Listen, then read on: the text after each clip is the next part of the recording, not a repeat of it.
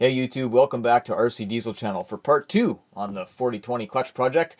I tried to design this sort of series for the guys that maybe haven't done this before or haven't done much of this kind of stuff. It's not a hard job for the most part, and I'm trying to cover as many things as I can in detail without being too boring about it. So I hope you enjoy the video. Part 1, we got the tractor split, and we got the clutch apart, checked everything out. We got parts are all in. Now it's time to start putting stuff together. We're going to cover flywheel machining, rear main seal installation. You got to have that special tool. We got clutch adjustments. I'm going to cover that one, and a little bit on the pilot bearing. We got flywheel install, and then of course the clutch install after that. That's what we're going to be covering today, and really appreciate every one of you that stopped in to watch this. I hope you enjoy it. Let's get into it. Alright, I guess I'm going to go ahead and clean off this flywheel so I can get it into the machine shop and get it machined.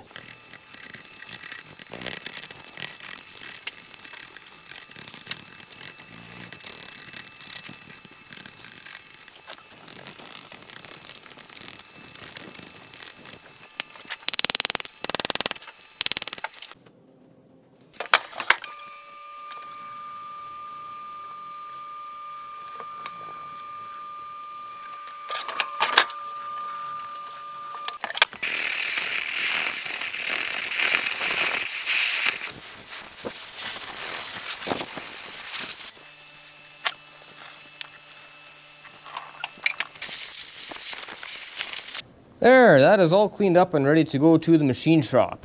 Actually, my solvent was pretty dirty, so I rather decided to give it a shot of brake clean to clean it up. I just do that because the machine shop does not want to deal with big, greasy flywheels. So this is also a really good opportunity while the flywheel is off to inspect the ring gear. This one's got a bit of wear, but it's pretty good still, so I think we're going to call that one good. We'll get this to the machine shop to shave these surfaces down. So what they're going to do is they're going to flatten this out again because we got a ledge where the disc has wore down into it. We got a ledge right here and right here. So we're going to flatten that down. And whatever they take off of this surface, in order to keep the specs in line, they have to take that off of here too. So if they take 5 thou off of this, they'll take 5 thou off of this. And that way all of our measurements will stay within spec. I mean, we have to reset the clutch up anyway, but at least the pressure plate will sit the way it's supposed to. So you can see some of the heat checking in here. Hopefully we're going to get all those little cracks out of there. All right, we got the bell housing all cleaned up, so now I can change those release bearings in there. And the back of the engine is cleaned up, so I'm going to rip this rear main seal out and get it replaced. We got our new rear main, we got our seal installer. Let's get her done.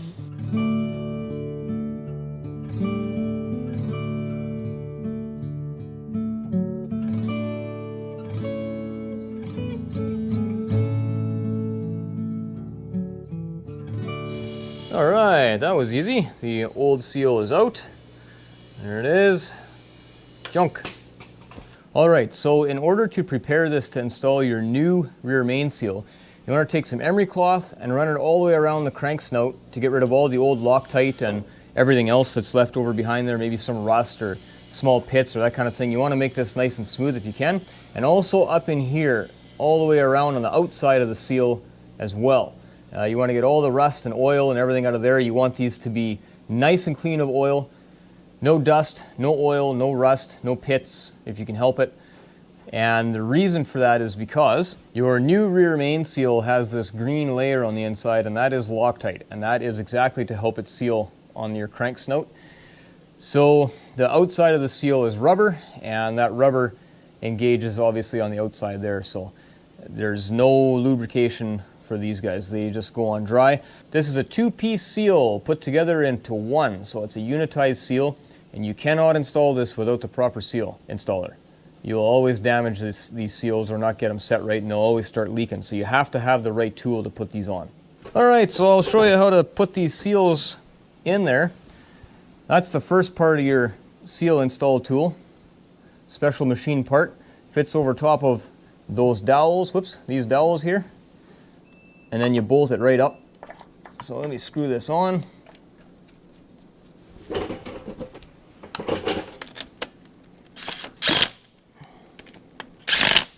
like so.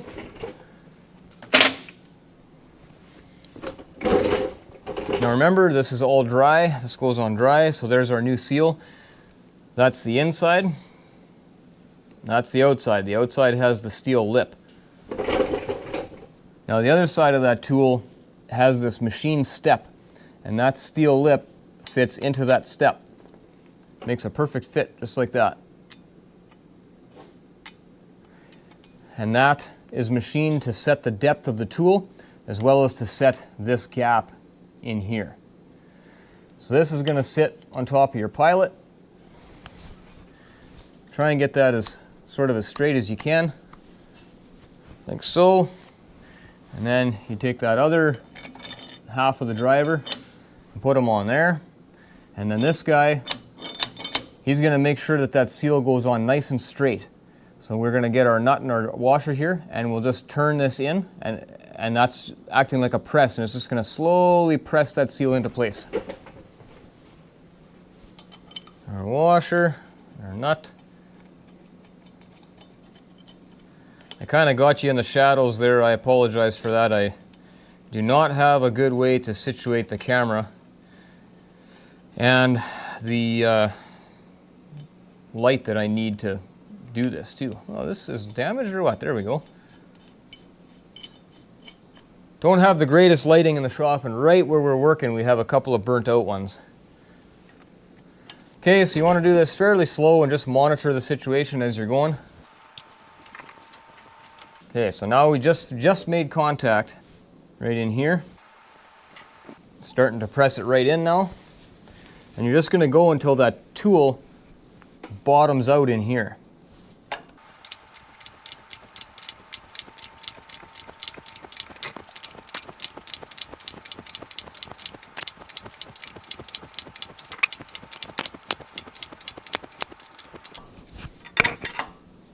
There we go, it's bottomed out now. You can see in here the gap is gone, it's bottomed. So now I can just back this all out and take this all off, and that's it, we're done.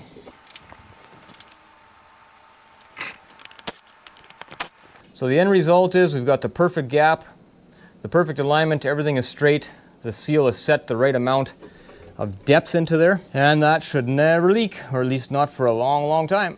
All right, so we got our flywheel back from the machine shop here. So that is the clutch surface there, and they machine that down, and however far they have to machine it down in order to make it flat, they'd have to take that off the outside as well where the pressure plate bolts to, and that keeps this dimension the same, which is very important. So the first thing I got to do is put those guide pins back in here, because these guide pins are responsible for the alignment of the pressure plate when it goes in there. So let's knock these guys in.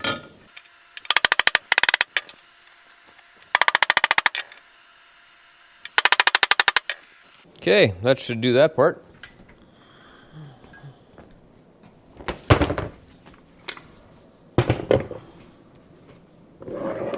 Okay, and here we have our new pressure plate and our new clutch disc. We chose to stay with the old style woven disc. There is a puck disc that's a lot more aggressive, but this tractor sits on an auger and just drives around the yard, is the most traction driving it ever does. So this is all it needs. They always come with a greasy layer on here to prevent it from rusting, so the first thing I got to do is get that off, and then we'll throw this in the flywheel, throw this guy on, and we have to adjust our fingers, or at least check the setting to make sure that's right. Just a little bit of standard brake clean on there to eat that goo, and then we can wipe it up, and there we go, we got a nice clean surface. Alright, so you take your traction clutch disc, you got a hub that sticks out, and you got kind of a flat side. The hub that sticks out goes down towards the flywheel. So he's going to go in there like that. We're just going to do a test fit right now and set the pressure plate up, so I'm not going to put the alignment stuff in there yet. Okay, and then we got our pressure plate.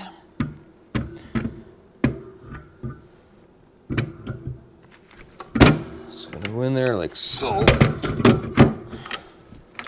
Ah, pinching my coveralls.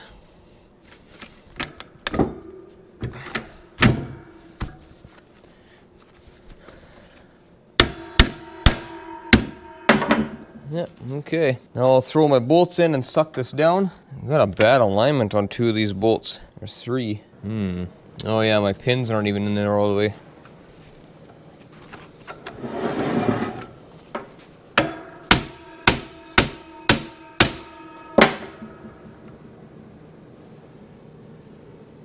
It's a little better. No, that one's not. Ooh, that's not good. How come we have such poor alignment here?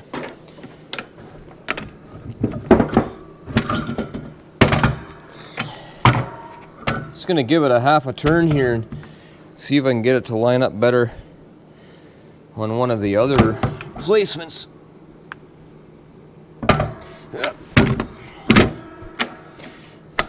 Oh, pinching my coveralls again. No, it's still off. Seems like we got a bad casting here.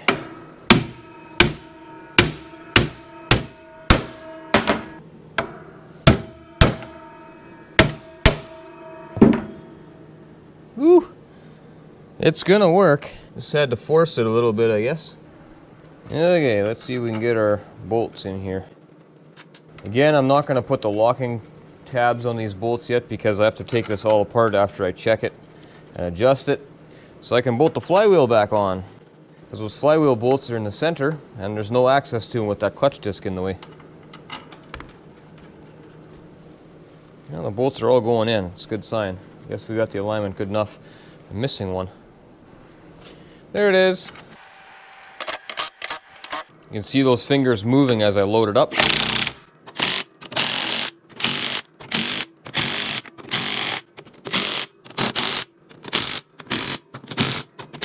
Just got the zippy-doo on the low setting, number 1, because we don't need to make this crazy tight. It just needs to be together. I'm not torquing it or anything. Now I'll get the clutch adjusting tool and set it on here and let's see where we're at. Okay, so these taller fingers are for your PTO. So when your release bearing pushes against those PTO fingers, it puts pressure down, and then under here, you can see it's got the little stands there. These levers pivot and force those down, and it clamps the clutch in between those pressure plate discs. Now these ones are with the adjusters on top here and these springs. These are for your traction clutch. So on these ones, when your release bearing comes in, pushes those fingers in, these levers pivot like that.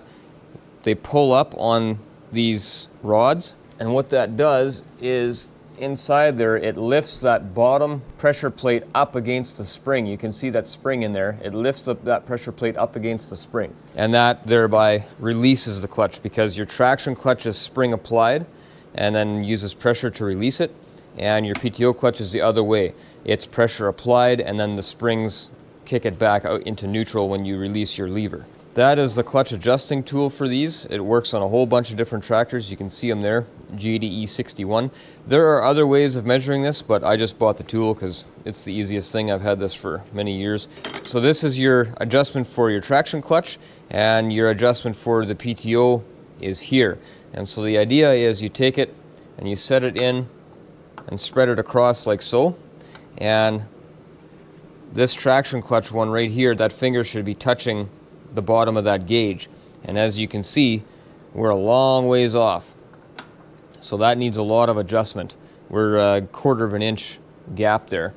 Okay, and then you're going to do the same thing here. This is the 45/20 side, so I would need to flip this gauge around, but you want your PTO finger to be just touching. So if I flip this to the 40/20 side,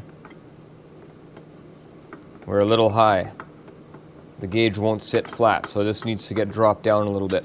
So those are the adjustments that you have to make. You can do that on the tractor. I just find it easier to set it up on the bench and then just pull this off again, so that's why I do it that way. Alright, one thing I forgot to mention, when you're setting your PTO fingers, you throw that gauge on there like this, and it's a little high. See how I can move that? Now, what you're actually supposed to be doing is you're supposed to they want you to put some sort of a wedge in the end on the other 2 fingers, and that tilts them up and takes the slack out of them. And then when you're checking these guys, you have to kind of push down just a little bit. See, this doesn't have the spring to it that it had before.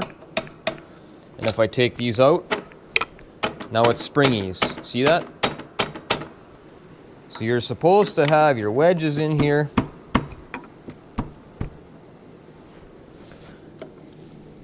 And likewise in there. That takes all the slack out of the linkages, takes the spring out of this, and now when we go to check this, this is actually like, it's right there. It's like, it's pretty much perfect. You want it to be just touching. You don't want to have any play up and down. This is actually quite good. So now if we check our next one, we'll just move our wedge to that side. See, this has no spring left to it now.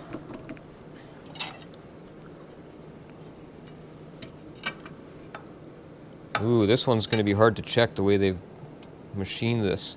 They have these holes machined in like so, and you can't have this down in the hole because it's machined away right there. See that shoulder? You got to be up on top of this section. So you have to be cognizant of that. Don't be dropping it down inside these non-machined or these machined areas that are lower down. Anyway, so now when we check this one out, yeah, that one too. It's like, it could probably come up about a couple thou. So let's do that. What do we need? 3/4? I don't know. 3/4 might be a little big. If this is wrong, it's your fault.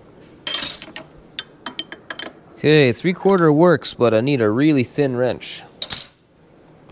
All right, let's try this guy. Yeah, okay. So this here, this is a 40-20 clutch adjusting wrench. No, it's not. It's just a thin wrench that probably found this in a field somewhere. I think this came in a bunch of tools I got from my grandfather. But it's nice because it's super thin. So we're gonna stick that in there. No, it fits on the top, not the bottom one. The bottom one is a size smaller than a 3/4. Well, what's the guy supposed to do? Throw this 11/16 on there. That's not right either. Hey, let's try 5 of the 8s. No, he don't fit either. There's no way they made this metric. Nope. That one doesn't fit either. There, look at that. It's a 17 mil. That's weird. There is not a lot of room in here for wrenches. And all of my wrenches are too fat. Come on, I just want to adjust it right.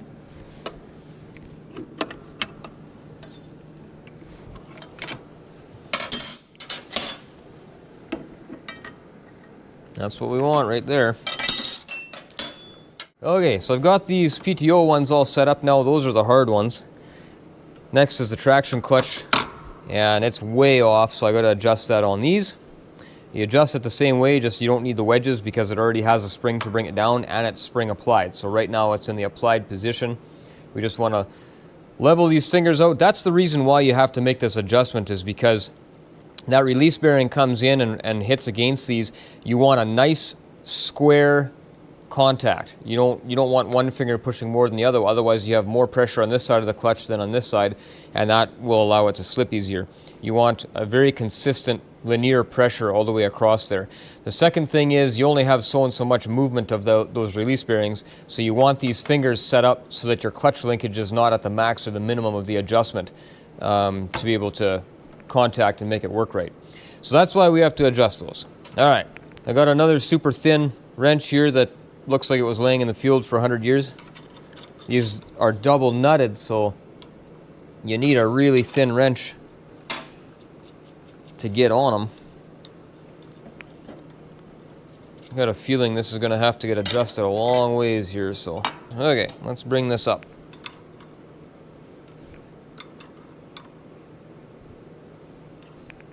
So I'm going to bring it up until it just touches see my plate moved, so I got to back it down just a little bit more. Come up just a touch, whoops. Yeah, that's it right there. I can't rock this thing back and forth like this, but it is touching the fingers, so that's bang on. So now I can hold my nut here and tighten this top one up. There, now we're right where we want to be. Okay. Number next.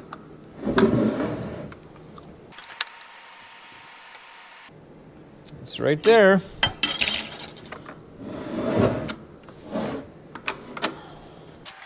Last one.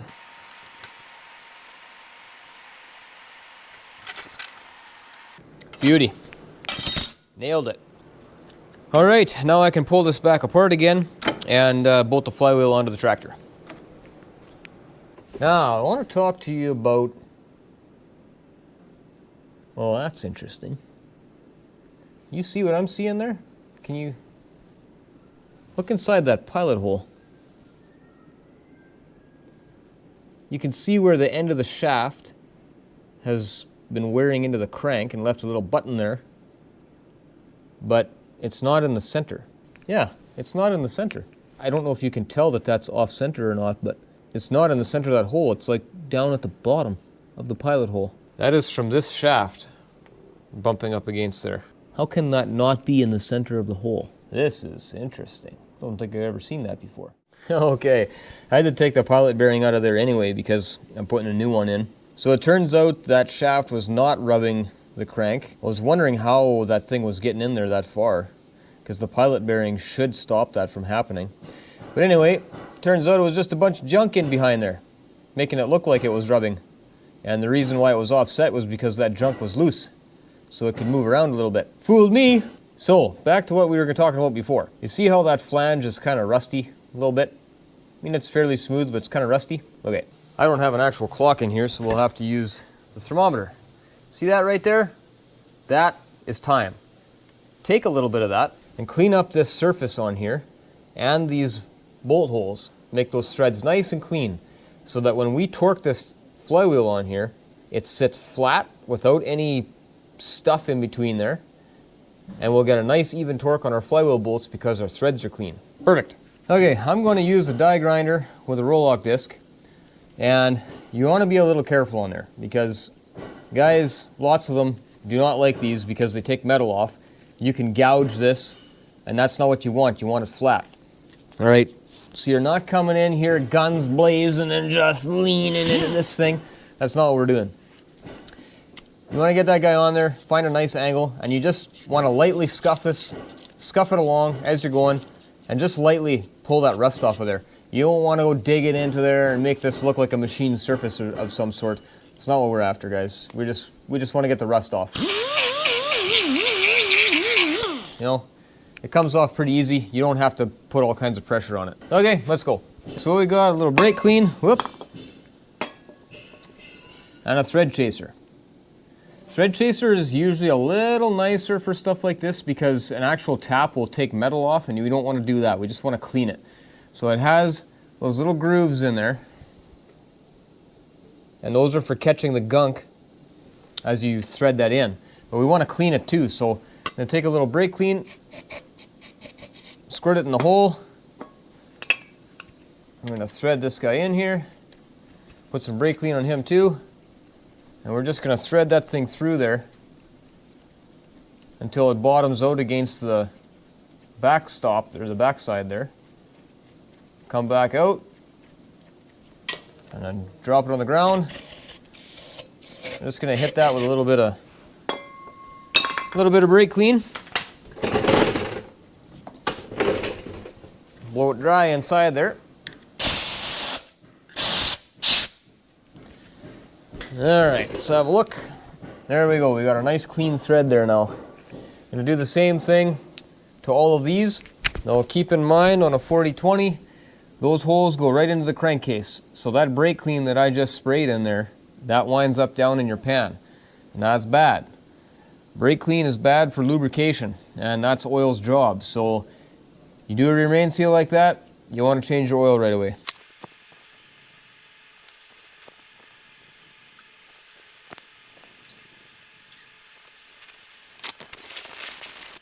There we go, we're all nice and clean here now. We got clean threads, we got a clean surface. Now we can bolt our flywheel on with our clean flywheel bolts. Actually, before I do that, I should put the pilot bearing back in. I guess I never showed you how I took that out of there. Pilot bearing is there. it sits inside like so, and I have a heel bar that fits through that pilot hole, and so I can actually get on the inside and I can actually pry it like that and push it out of there. So that's how I got that out. Sometimes you don't have an opportunity like that. You can't get in there with a heel bar, the pilot bearing's too small. You've seen guys, I'm sure you've seen this, where they stick like pieces of a bun back there or some bread, and then they'll take like a punch and go through there and hydraulic that thing out. I've done it before, works very good, but I already ate my sandwiches, so I had to do it a different way. To put the new pilot bearing in, I'm using a bushing or seal driver,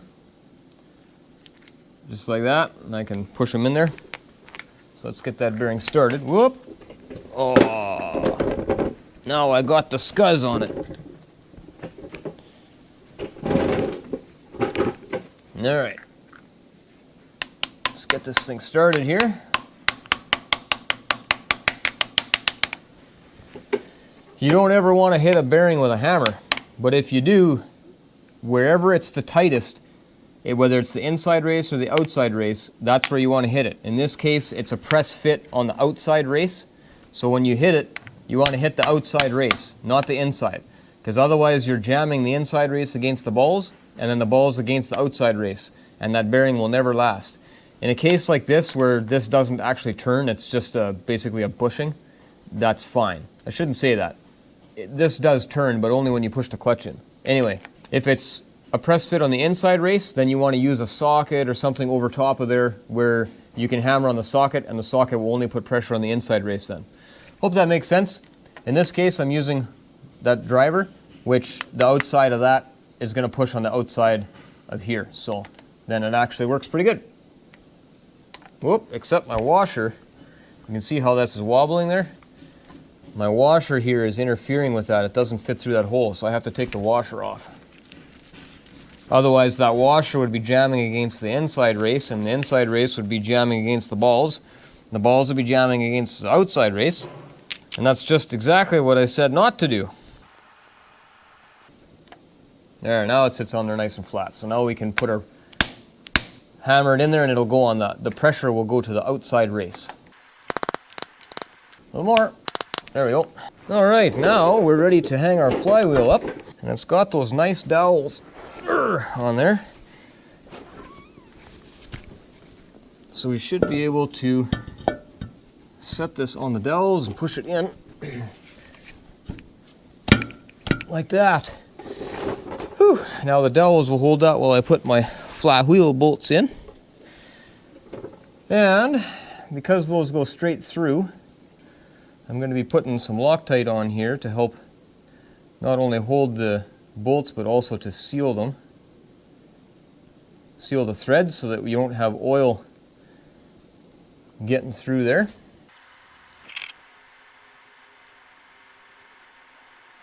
This thing is empty. Whew, that's way too much. Oops. My goodness. Loctite must be cheap the way you're putting this on. Okay, got all those bolts in. Now I'm just going to take my impact on the bolt setting, and that is just a tightening. It does about 18 foot-pounds or so. So I can just hold that trigger in, and it'll stop on its own once it gets X amount tight. I think it's like 17, 18 foot-pounds. If you don't have the fancy tools, you can do that yourself too. I just like to tighten it up like that so I don't have to torque it as much. Don't have to ratchet back and forth on the torque wrench so much, you know? Okay, anyway, that's that. Now we got to take our flywheel brake, which in my case is a heel bar, and I'm going to just set that in there like so. And then when I try to torque this whole flywheel is going to turn. It's going to jam that up against the starter so then it can't turn, and then I'll be able to torque that. So we'll get the Ford dyno out here, 85 pounds of feet. All right. That's that one. That's that one. That's that one. That's that one. Flywheel is torqued. Now it's time to put our pressure plate on. What you got to watch here is that traction clutch disc can move around inside the housing like that. So when you tip this up on its side to put it on the flywheel, it drops down to the bottom and now your shaft is out of line. It needs to be right in the middle. So to remedy that situation, we have an alignment shaft that has different steps. Now this end fits in a pilot bearing, this end fits in your traction clutch, and that end fits the spline for your PTO clutch. So what we're going to do is stand this thing up and slide this shaft through like that. And our traction clutch disc is going to go over top, and that holds that disc right in the middle. You can see the gap there, and there, and there is the same all the way around. Now I can go hang this on the flywheel, and this will all keep that disc centered, especially once this is splined into that pilot bearing. Now it's not a bad idea to throw some guide studs in here to help put this together, but because these ones have those guide pins on there already, I just use those. Seems to work good enough for me. Oh, I just dropped my flywheel brake. That's fine. We're done with it anyway now.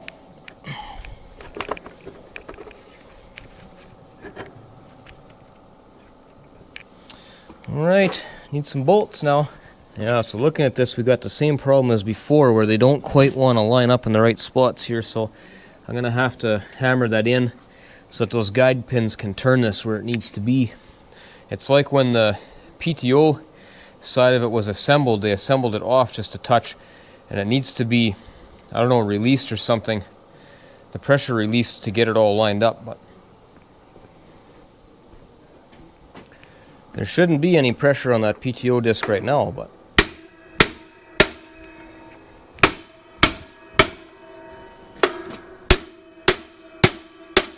there we go. That seems a little better.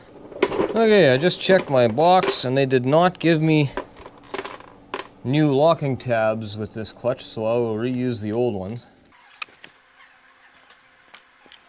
I'm going to Loctite these bolts at the same time in case these tabs ever would want to fail, seeing as they're getting reused.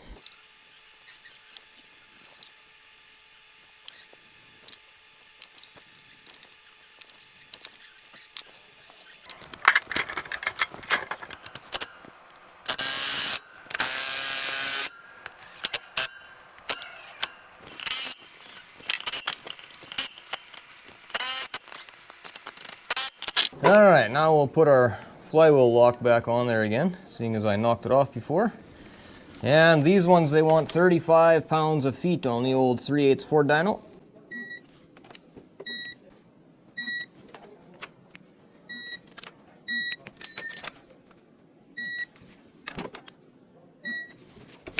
Okay, now it's all in line and when we bolt the tractor together, it should be close enough to at least get it splined up. But we're not ready for that quite yet.